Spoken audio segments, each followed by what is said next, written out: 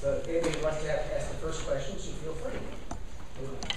Okay, John. And then please identify yourself and then the question. Grace Shepherd. Stephanie and Stephanie, you mentioned Frank Sargent's courage in saying he was wrong. But both of you, do you think that the governor could find the courage to tell all the communities that have been spending resources to plan projects that they're not going to get built for the next 20 or 30 years and that the money is needed elsewhere? Because that, I think, is one of the major things they have to do. But, you know, it's funny. Everyone has their own takeaway from a particular incident. I heard Governor Sargent too, and I guess he did say I was wrong. But you know what I heard, which is even more extraordinary for a politician? I heard no. Mm-hmm. Yes. And what happened, it wasn't, what he did was he traded off this massive and expensive highway project for a number of other, and I would say, and arguably agree, better projects.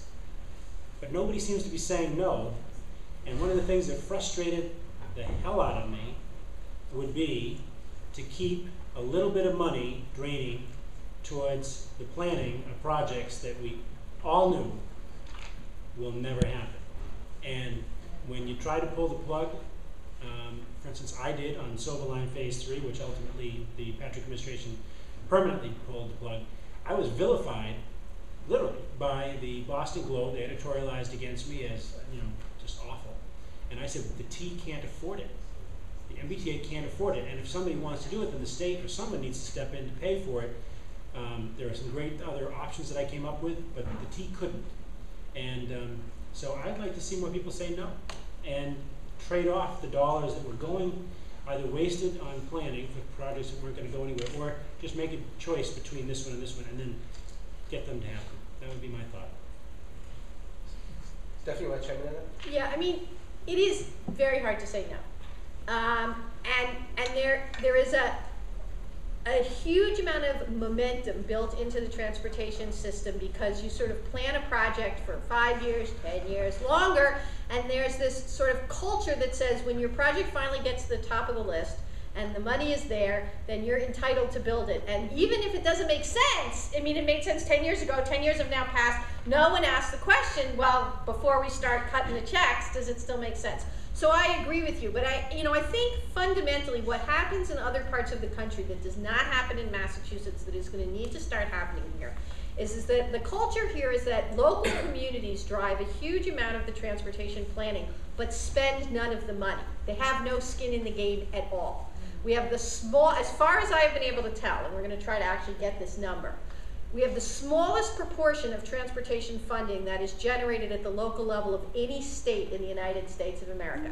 The average for the country is that about 20% of the operating cost of the transportation system and another 20% of the capital cost is actually generated from local taxes, either local property taxes or local sales options or other taxes. In Massachusetts, we have 0% of capital spending generated at the local level. Every penny is either federal or state. And operating, the regional transit agencies actually have up to 50% of their budget generated locally, but for the T and the highway system, it's well under 5%. So if we do what other states do, which is have local government ante up as well as make decisions about projects, then you make different decisions about projects. Because honestly, if you go to someone and you say, here's free money, spend it any way you want, which is what we do in Massachusetts, not surprisingly, people will pick their favorite project and spend it. And so we just have to stop doing that. And I think to get to know, there has to be a downside for the community to continue with the project. And if it's 100% state and federally funded, and they have this sense of entitlement, they're never gonna walk away. Even making them pay a little tiny bit for it, they'll be planning, because not like local government's in any better financial shape than the MBTA is. The only thing I would add is, for those of you who are following, if you're not, maybe you'd want to take a look at what's happening in New Jersey. Governor Christie has canceled a significant project, again, on the books, from what I know of it, it's a great project to connect, to add extra capacity between New York and New Jersey. It's much needed. But the $3 billion plus that is required by the state of New Jersey, he says, well, we can't afford it right now. And the only way to afford it is to just take money away from some of the road and bridge projects that he thinks are in dire need of repair. I don't know what the answer is going to be, but the federal government just sent in a notice, 30-day notice, no kidding, due on Christmas Eve, for $274 million of federal money that was spent by New Jersey up to this point on the project. And the argument is, well, if you spent $274 million, then you've got to spend, I think it's $9 billion for the project. $3 billion of which is New Jersey, $3 billion of which is New York, and $3 billion of which is the federal government. It's going to be an interesting thing to watch on this national stage, because can we at some point say no to that so that you can do some other things? Next. Hi, I'm curious about why you were so reluctant to increase the gas taxes, when that seems like a pretty reasonable way to fund some of this transportation stuff. What we noticed over the high gas prices was that people still continued to drive. It wasn't that big of a deterrent to driving. What we're trying to do, it seems, with the energy and everything, is to deter driving. And by increasing subway fares and commuter rail fares, that works opposite of that, is that people are more reluctant to take mass transit if you're increasing fares, increasing parking costs to go to the commuter rail station. That if you really wanted to promote energy, you would increase gas tax, reduce subway fares, and just continue. If that policy works and that driving does go down, well then gas taxes can go up accordingly. I mean, one way I've even thought of is to increase the gas taxes enough to totally eliminate tolls. Then you get rid of the whole toll business, and you have the fairness from Western Mass. That issue that comes out is that people then are really taxed by the amount of driving that they do, and that they do have some control over that. Not total control, because there isn't mass transit everywhere, but it just seems like something that should be more palatable to people. And if it's, I've heard an argument that it's a regressive tax, but if that's the case, then you could fill it by having a deduction on lower income earners. So I'm just curious as to what you think about that.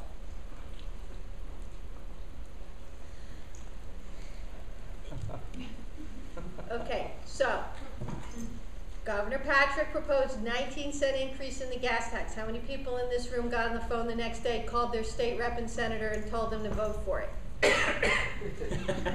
It's about the proportions statewide. I mean, I was up on the Hill, and everyone I talked to said not one constituent called me and told me to vote for it, and hundreds called me and complained about it. So part of the problem is that the voices that just don't want to pay it are louder. Everybody who thought it was a good idea may have thought it was a good idea, but they did not express that conclusion in the political system.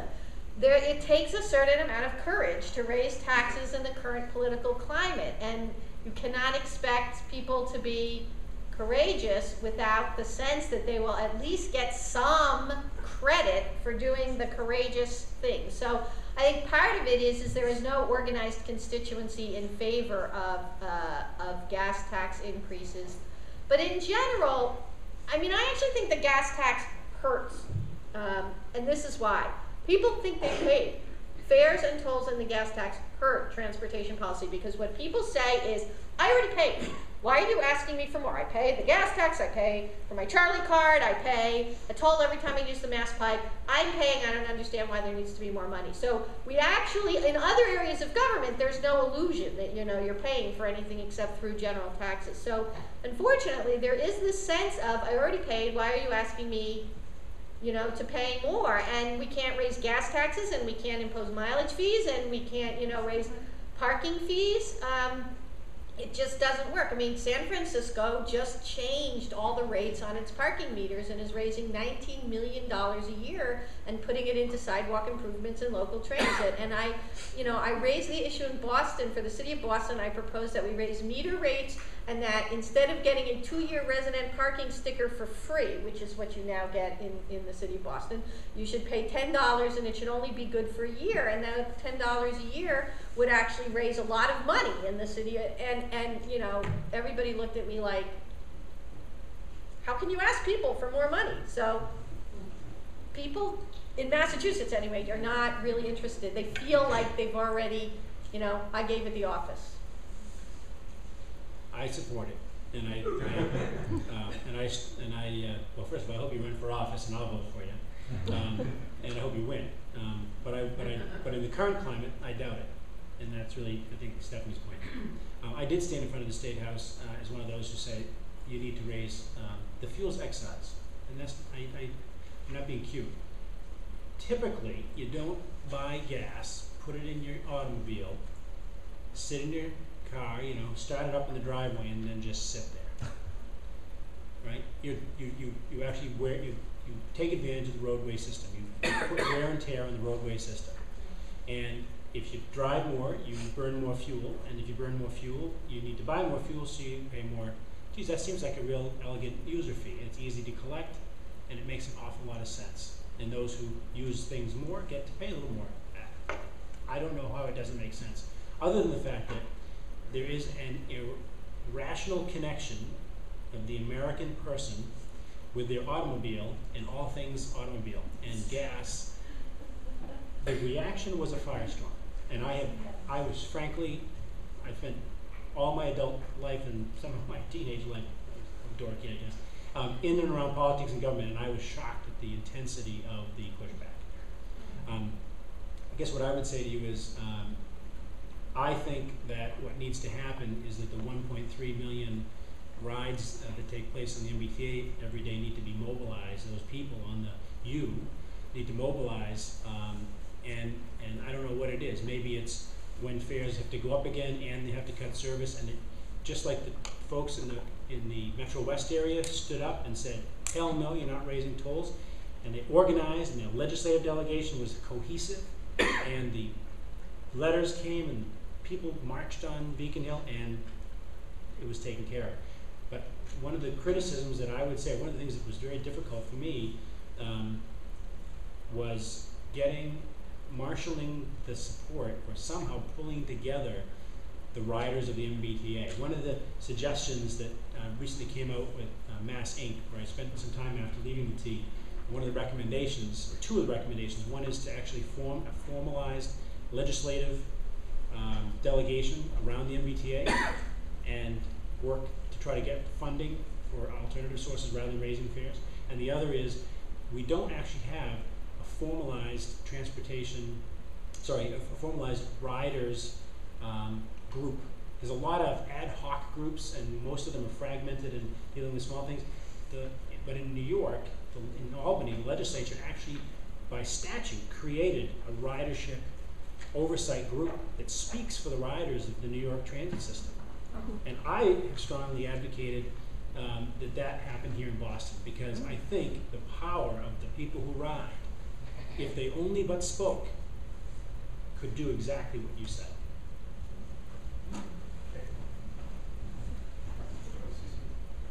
Hi, I'm Ed Washburn. I'm with the Seaport Advisory Council here in Massachusetts.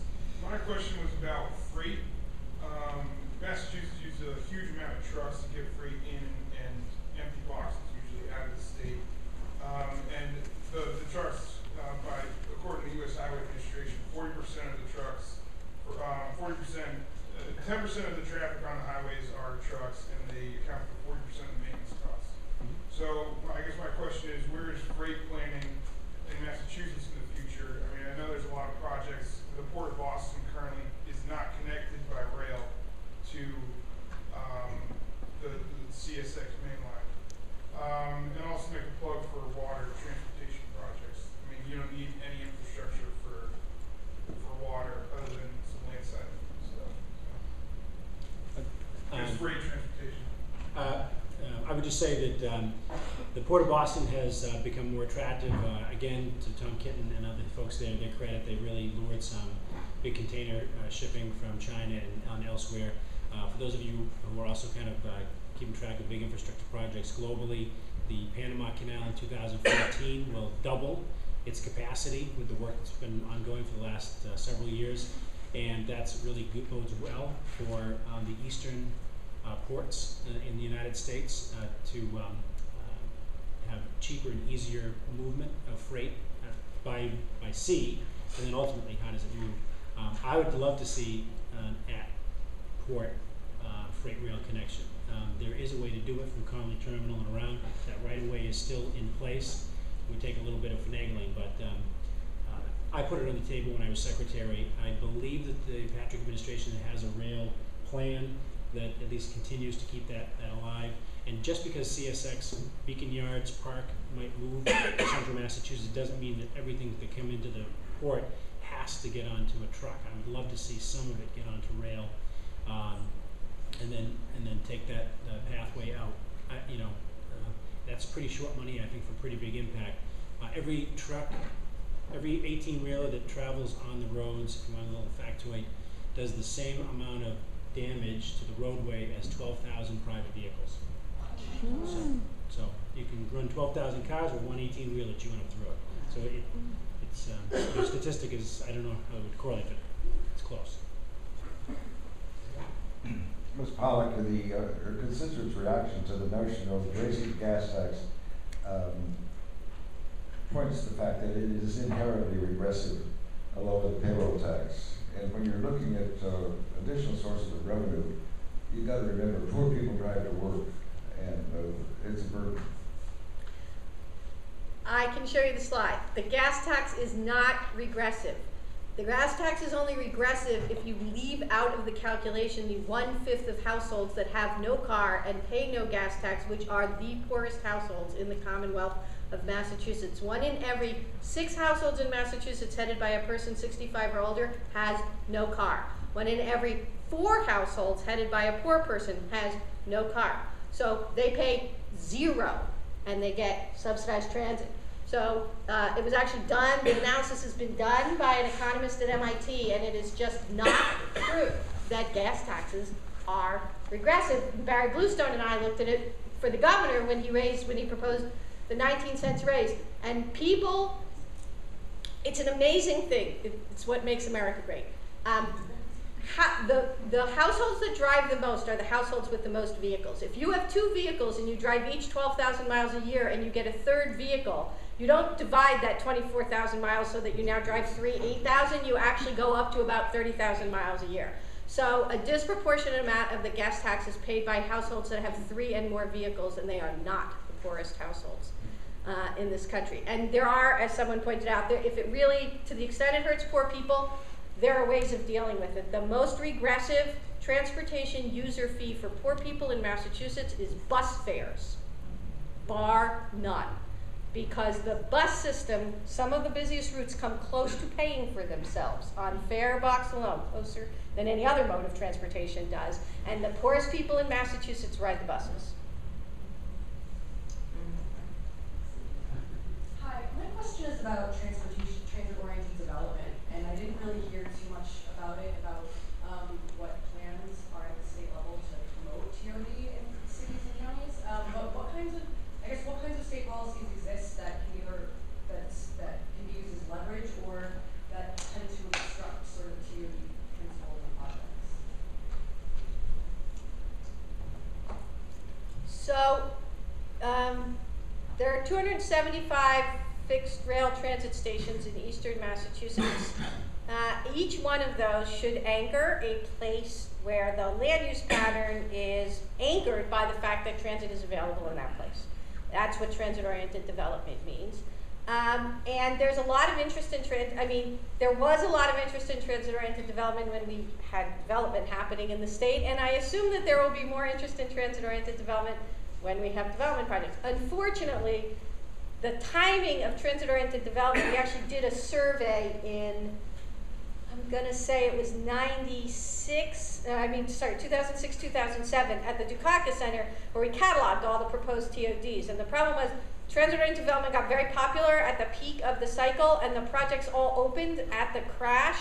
And so we auctioned a heck of a lot of transit-oriented development condominium projects in Massachusetts, which has made the development community extraordinarily gun-shy about doing the projects. They take a long time. It's complicated to do transit-oriented development, and so there are a lot of people who lost money on transit-oriented development in the last 3 years. So I think the most important thing, honestly, that can happen is for the general development climate to improve again. And the second most important thing that we could do if we really were serious about transit-oriented development is to stop making developers build underground parking spaces if they locate within a quarter mile of transit.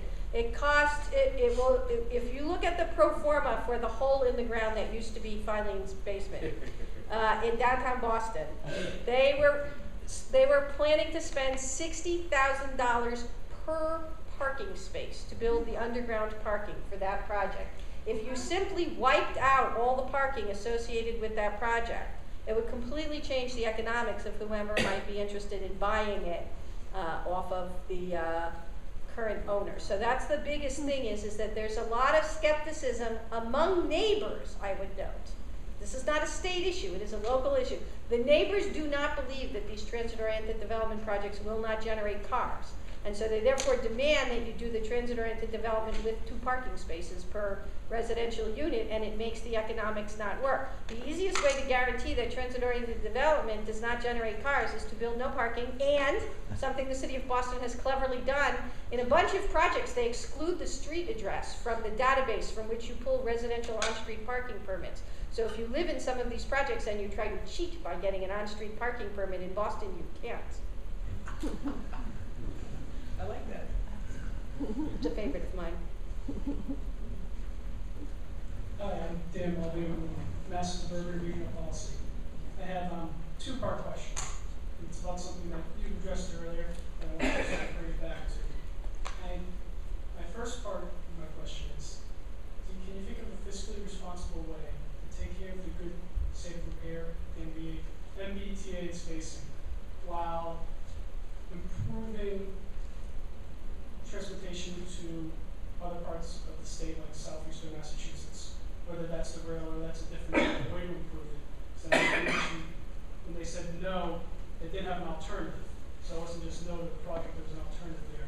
My second part of the question is, do you think it's, if no, we can't expand transportation to southeastern Massachusetts, do you think it's equitable to raise the gas tax so that the individuals that commute from that area will have to pay for the gas tax while they cannot receive the service of the MBTA? Well, I mean, I think the answer to your first question is sort of what we're trying to figure out is how to do both. Is there an alternative to South Coast Rail? Bus Rapid Transit? Peter Rogoff, the head of the Federal Transit Administration for the Obama administration, was here in Boston at a forum again that Mass Inc. had put on a few months ago, and he said a line in his speech that was sort of interesting. He said, paint is cheap. And what he meant by that was that if you can actually take a lane or maybe even add a lane to a highway and paint it a different color and have it dedicated for buses to move through that corridor, in other words, they don't have to get into other traffic, it's just for buses. It's a pretty inexpensive and flexible way to deliver a lot of the same bang for the buck that you could get having a train go, for instance, from Fall River to New Bedford. But buses are considered to be second class by a lot of communities, and direct connection with rail, by virtue of rail, not bus rapid transit, is something that those communities have demanded as an equity issue, regional equity. Everybody, there are of the 10 largest cities in Massachusetts, only the 5th and 6th largest cities are not connected to Boston by rail, and they happen to be Fall River and New Bedford, but the others all are. So you'll hear that. It is clearly an alternative that, from a transportation perspective, would work. Whether or not, and by the way, bus rapid transit does work if it's done right. So it's there as an alternative. Ultimately, what happens in terms of funding things, the only thing that I will also say, and this goes on to a point that Stephanie made, is that the partnership in Massachusetts has always been the federal government and the state government to fund transit. There has been no participation by local communities. I just got back from Vancouver, British Columbia, and the 13 cities and towns that make up the greater Vancouver area each pay, local communities, residents pay a combination of gas taxes at those pumps as well as sales taxes to help to fund the transit system in the greater Vancouver area. That never has happened here in Massachusetts. I suggested one of the things you could do is to the folks of Fall River, New Bedford, when I was secretary, was, hey, listen, make it so that I can't say no, and come up with some local resources so that you help the state come up with the federal match. And I was, they said no. But I think that's something that should be looked at.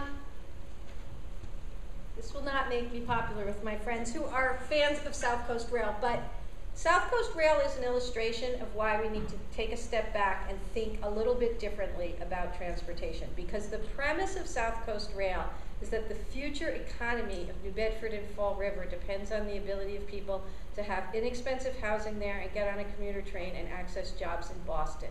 And I'm not sure that that premise actually holds any water. What's the current cost of a monthly Zone 9 pass? $400? $300? 300 something. Okay, $300 and something. Fall River and New Bedford are in like Zone 14. Okay? There is no way that it will cost less than $400 a month to buy a monthly pass to commute in from New Bedford and Fall River. The housing cost differential between Brockton and Fall River is way less than $400 a month. People only have one budget. A household has money to spend on housing and money to spend on transportation. It all comes from the same place. I don't have one bank account from which I pay my rent or mortgage and a different bank account from which I pay for transportation.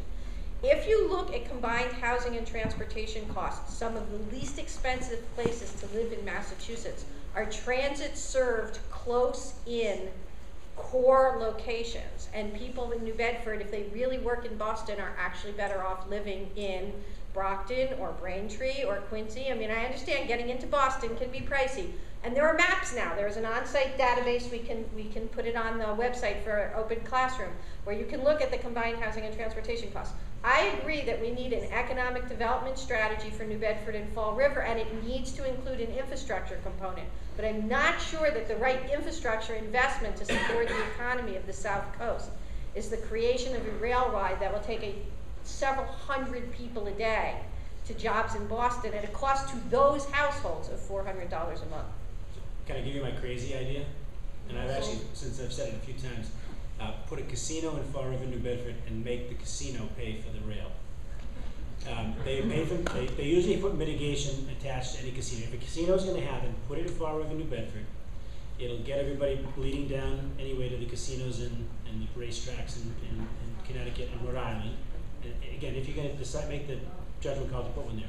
And then require that a certain percentage of the slot revenues go to fund the capital, the bonds on the construction of the rail, and make sure that there's a spur right into like Space Mountain, like right into like Disney, that hotel that the monorail goes right into the. And I'll tell you why that would make sense. A, it would give them what they want. B, it would have a pretty significant and consistent revenue stream.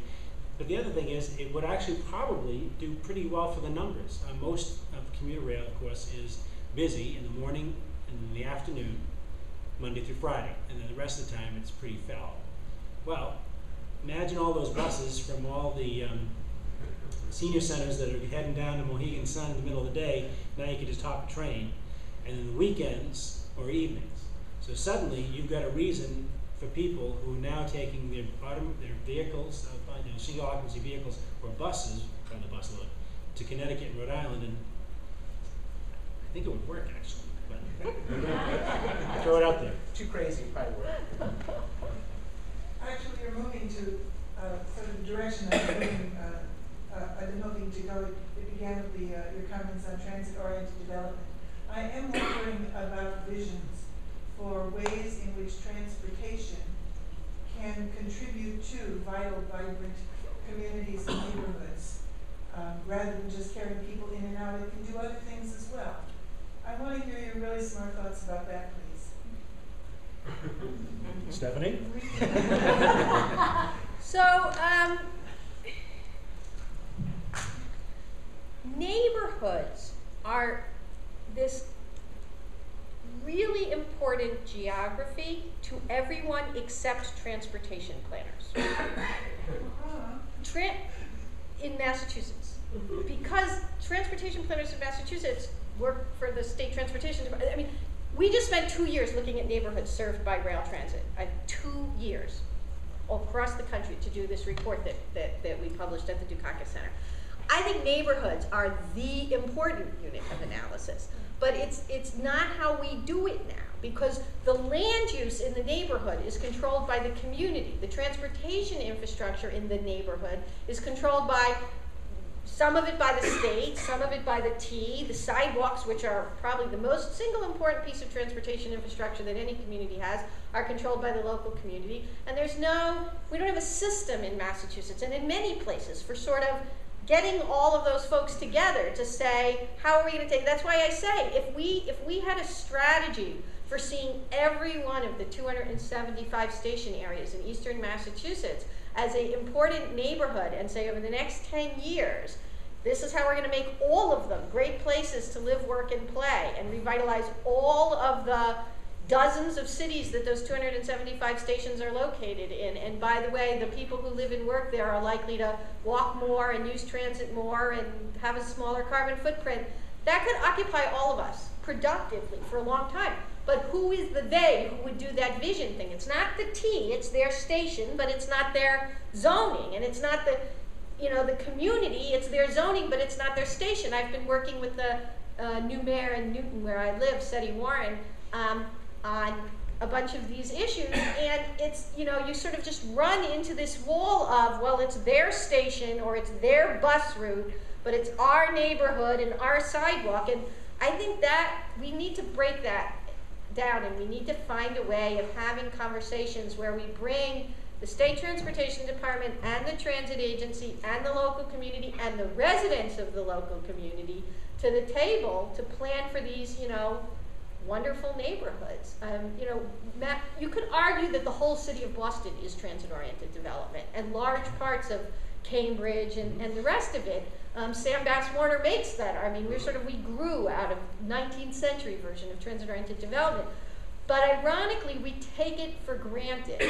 If you go to Denver, if you go, of all places, to Salt Lake City, where, they're building new transit, and they are so excited about the new transit, and they actually have planning going around every station. When Salt Lake City saw its sales tax revenue plummet, because they're in the same economy that we're in, instead of saying, bummer, we cannot build the, 4 new rail lines we were planning to build, they actually rolled up their sleeves, negotiated with their unions, negotiated with their contracts, and found a way to build all the transit they were planning to build with the smaller budget that they had left after the sales tax plummeted. Because they're excited about it. They see it as an asset. They see the future of their region hinging on the development of their transit system. And so does Denver, and so does Portland, Oregon.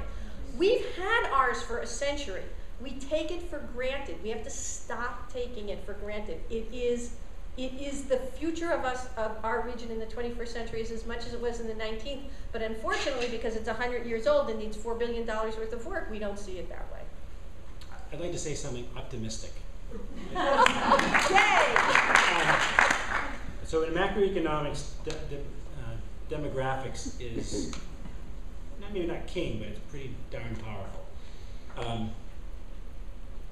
The aging of our population, I think, is going to bode very well for cities and an in-migration back from the suburbs into these villages or into these neighborhoods for a couple reasons. One is that we are going to, all of us, first of all, likely in this room, live longer than your ability to safely operate a motor vehicle. I used to take licenses away from older folks for a living. I'm not totally part of my job, but at the registry. And I would tell you that we spend a lot of time looking at the demographics of safely operating mode vehicle, and what was that going to mean? And the reason it was such a hot button issue is the simple, obvious isolation that would result for many people if they did not have, they lived where they live today and didn't have a license. So that I think as we live longer, and we are seeing this, I think you're going to see the villages, the communities. I think you have an opportunity for the cities, if they are ready for the in-migration, for folks to give up the McMansions or to give up just the larger homes that they no longer need, but they're going to want to walk to their place of worship and walk to their supermarket, and they're going to want to walk to a little green spot. And when they can't walk a little further, they're going to want to have public transportation. And I think that bodes really well for our urban environment where we will have transit net, but it's going to have to be safe and well lit, and the accessibility. One of the things that I really focused on in my time at the T, the stations have to be accessible with elevators and escalators that work, with sound systems that you can hear, that are audible and intelligible and compliant with the Americans with Disabilities Act, and all those kinds of investments that I really believed were the right ones to make when I was at the T, and I see my successor now continuing to make those. Those I think are going to be, and the other nice thing, going back to my hope that you have a lot of folks from the T kind of who ride the T get together. The nice thing is that the best voting bloc are older folks. And so I'm kind of hoping that as we all age into the system and utilize the T, that's also going to bode well for a block of people that are going to say, you know what, if you're going to take my license away, government, then you better damn well give me another way to get around. And I'll make the deal that I'm going to give up that large house way out in the suburbs because, or leave it to my kids or whatever. I don't really need that much space anyway. But you're going to live to be 80, 90 years old, and 100. So where are you going to be? How are you going to get around? And I think that the big picture answer for that planning, and I don't know if it's not transportation per se, is got to be some form of shared transportation. And I'll say one other thing, because we haven't talked a lot about walking, because we keep forgetting that it's the one form of transportation that almost everyone does, and even mobility impaired people, in a wheelchair are doing their equivalent of walking. The best study that was ever done of how people who live in transit-oriented development neighborhoods actually get around is for every one trip for which they use transit, they take 6 walking trips. So the 6/7 of the reduction in car use in transit-oriented development comes from walking. And the reason is if you think about the transit station as sort of the magnet in the middle of the neighborhood, everything's near the magnet. The homes are near it, and the shops are near it, and the workplaces are near it, and the movie theaters near it, and the restaurants are near it. But that means they're near each other. So while the transit takes you out of your neighborhood to another place, all of a sudden your neighborhood has all these places that, because they're all near the transit, are also close enough to walk to. We can create those kinds of places, but we have to define transportation policy as including the creation of great walkable neighborhoods. And then we will have great walkable neighborhoods, and not only do they prove to be unbelievably attractive to seniors, right, but the other demographic that they prove to be unbelievably attractive to is Gen Y, which is all the people who are fleeing the Commonwealth of Massachusetts, and Barry Bluestone spends all his time pulling out his hair trying to figure out how you get them to come here with high housing costs in the state. And the truth is, they're really unbelievably attractive to a lot of people. The rule of thumb, if you ask them, I know that we think Americans have a love affair with the car, okay? But here's what the actual data shows, and this is what I got out of working for real developers when I was doing consulting for a while. 1/3 of all Americans want to live in a rural community or a suburb. That's just where they want to live, and we should just concede that they're going to, and then figure out a way to tax their carbon footprint so that they at least, pay some price for it. 1/3 of all Americans really want to live in a walkable urban neighborhood, except that only 10% of Americans can live in a walkable urban neighborhood, because that's the proportion of our housing stock that are in those places. And 1/3 of Americans are actually open. So, before we even get into the whole big policy debate about are we going to force people into these places, let's accommodate the 1/3 to 2/3 of people who would happily live in an affordable, walkable urban, not like, you know, downtown 40-story high, but more urban neighborhood, and will solve a lot of the other problems. And the demographics, I share Dan's optimism, the demographics are on our side, because the very groups that really want to live in those places are the groups that are growing, and they're also the groups that are economically attractive and important for cities and states to retain. I think we have one more question up there. Yes, I have a question. Before I say this, I certainly don't mean to be advocating in any way for a walled-off Massachusetts policy or a nationalist Massachusetts as far as our transportation goes, but I grew up here in the state. I went to school here in Northeastern. But I was wondering about getting a toll on the New Hampshire border. And every time I come into this city from the wonderful 95, you know, you realize just how much traffic comes down there. And I mean, you know, New Hampshire has a toll, you know, on 93 further up, you know, so those people who live in southern New Hampshire don't have to pay it. You know, they've got 2 tolls on 95. And, you know, quite frankly, you know, they're kind of coming down here using our stuff. You know, we were providing jobs, you know, and like, you know, I'm proud of that. I'm glad Massachusetts is doing that. But, you know, I think putting in some type of toll or something would kind of make it a little more equitable, you know, as far as, you know, asking them to kind of pay for some of the infrastructure we need here to accommodate that. Thank you. You tried proposing any tolls while you were secretary? You think the next secretary going to try proposing any tolls? Probably not tolls. Well, I mean, you make an interesting point. There's federal policy that involved with putting toll booths up on roads that the federal government had a hand in paying. It would really, the debate has to actually, you can't put a wall around Massachusetts if you want to put a toll booth on the New Hampshire border. You'd have to engage the congressional delegation because it would take changing in federal law. But, you know, they told us on the way in, so should we told them on the way out, you know.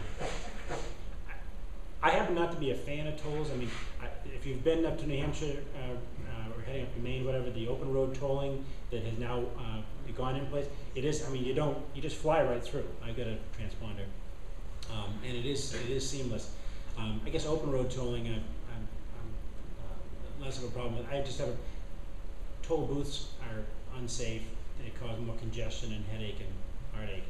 I just think that there may be other ways that are more sensible, maybe that we've talked about, whether it's a gas tax or even vehicle mile traveled, some way to calculate that than tolling on specific points. I'm not a huge fan of tolls for that reason. But open road tolling has got me a little less opposed, just because I think it is more transparent. You can actually fly. Again, just because I've been spending time in Canada recently, you know, again, if you're in Montreal and you're flying, you don't even know, you've got to have the transponder and you're paying tolls. So it's not like it's that inconvenience or the traffic issues or the congestion issues. Again, if you change the time frame, in 10 to 20 years, we should have a system for pricing roads, and it shouldn't matter what state it is, and the transponder will actually know where the mileage was, and the money will get shared. I rented a car in Italy last summer, and every federal and state road is under a single road pricing system. You get on where you get on, you get off where you get off, you pay once, and the government has a system for figuring out where you were, and there's a transponder in the rental car, and then they send the money out to this province gets this piece of it because I was on a provincial road, and the state of the federation gets this much. And I mean, so the technology is there. So the solution is not to sort of put up the borders, but the solution is we use the system benefits us, we need to pay for the system, and we're actually blessed to live at a time when the technology will in fact allow us to charge people for the use and kick the money out in ways that make a lot of sense and not inconvenience people. And if you ask the question in 10 or 20 years, what should the system look like? I think that's the answer. And unfortunately, I think that putting up tolls in the short term undermines the political cooperation that we will need to get integrated roadway pricing in the longer term. And just a note on privacy, that would have to be an issue that's going to have to be dealt with. It was when transponders were introduced. it was when the Charlie card was introduced. It's going to be an issue that people are going to feel that Big Brother's tracking them, and so that is going to have to be dealt with. Of course, AT&T already does track these, so. Anyway, I'd like to thank our guests again for, I think, a stimulating, insightful, and frankly, I mean, just tactful information kind of discussion. So thanks again to our guests.